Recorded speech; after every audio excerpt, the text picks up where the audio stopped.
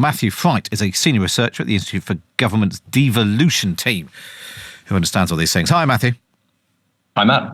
Because there's obviously quite a lot in all of this. I mean, it's all about moving power away from Whitehall and closer to local areas.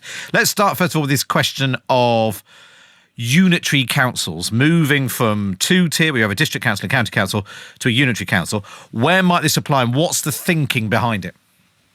So let's start with a few definitions. So your county councils are going to be the councils that until now have been responsible for functions such as road maintenance, social care, education and libraries, whereas district councils are responsible for matters such as housing, planning and bins. Now, this applies only in areas where you have county councils, and this is only in 21 areas in the country, which represents about 29% of England's population. Everywhere else has unitary authorities, and what the government is encouraging areas to do is to move from that two-tier system towards this one-tier unitary authority that provides all of these services.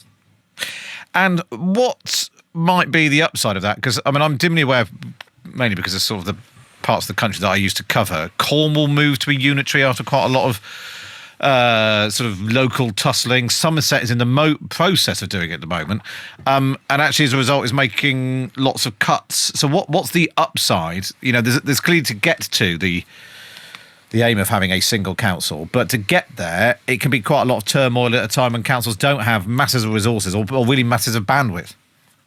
So generally, the debates over time have focused on the fact you can get cost savings, and a figure that's been circulated today by the Secretary of State has been about the 2 billion mark.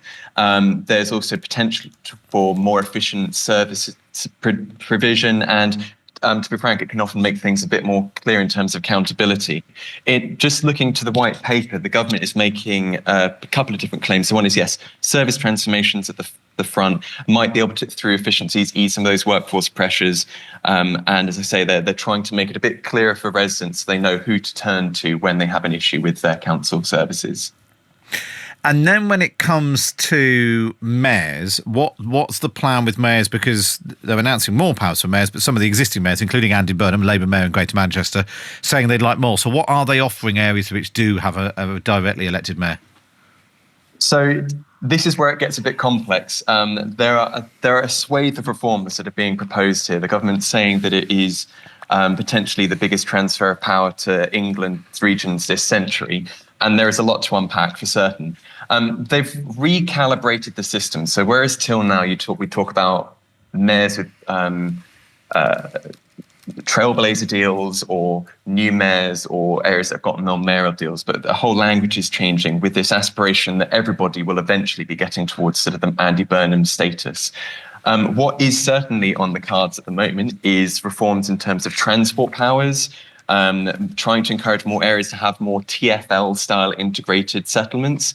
There are new powers in areas such as the ability to call in decisions that made at planning levels at lower levels, in a similar system to what operates nationally for, again, the Mayor of London. So you see a bit more standardisation, I suppose, really across the different powers that exist.